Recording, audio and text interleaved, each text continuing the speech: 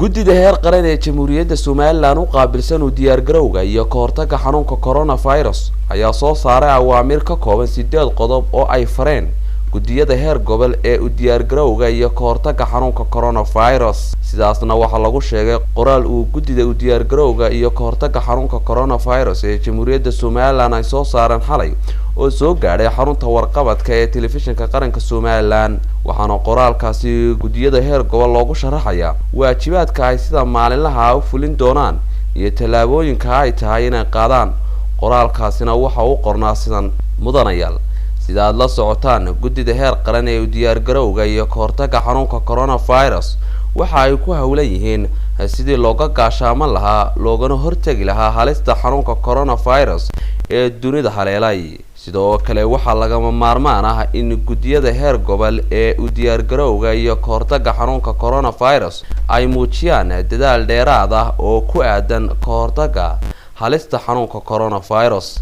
sida awgeed, guddida heer qaran ee u diyaar garowga iyo ka hortagga xanuunka coronavirus iyagoo tixgelinaya shaqada ballaadhan ee aad haysaan iyo dadaalka aad la timaadeen intii aad hawshani ku guda jirteen, waxaa laydin farayaa inaad wax ka qabataan qodobadan hoos ku xusan oo lagama maarmaan u ah shaqada la idin igmaday.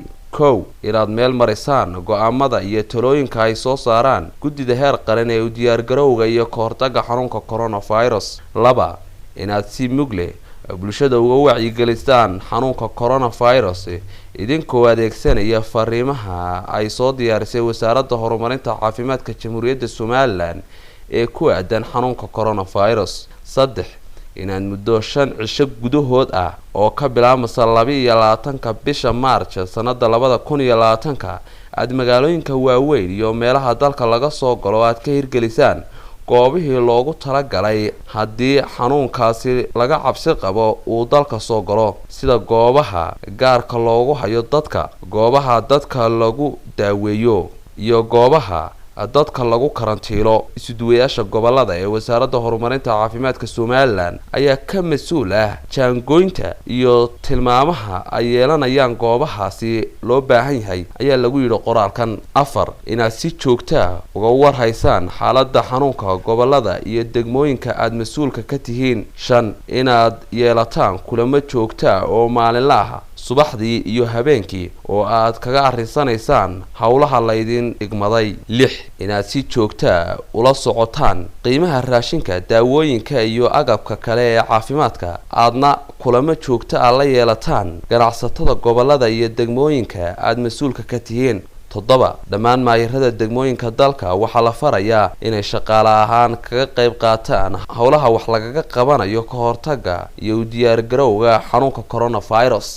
8. maayirada magaalooyinka dalka waxaa la farayaa inay sameeyaan olole nadaafadeed oo lagu ururinayo qashinka iyo si kor loogu qaado nadaafadda guud ee dalka. magacyada guddida u diyaar garowga iyo ka hortagga xanuunka coronavirus: 1. wasiirka wasaaradda horumarinta caafimaadka Somaliland Cumar Cali Cabdulaahi. 2. wasiirka wasaaradda arrimaha gudaha Jamhuuriyadda Somaliland Mudane Maxamed Kaahin Axmed. 3. wasiirka wasaaradda diinta iyo awqaafta Jamhuuriyadda Somaliland Mudane Sheekh Khaliil Cabdilaahi Axmed. 4. wasiirka wasaaradda waxbarashada iyo sayniska Jamhuuriyadda Somaliland Axmed Maxamed Diiriya Toorno. iyo ugu dambeyn wasiirka wasaaradda warfaafinta, dhaqanka iyo wacyigelinta Jamhuuriyadda Somaliland Salebaan Yuusuf Cali Koore.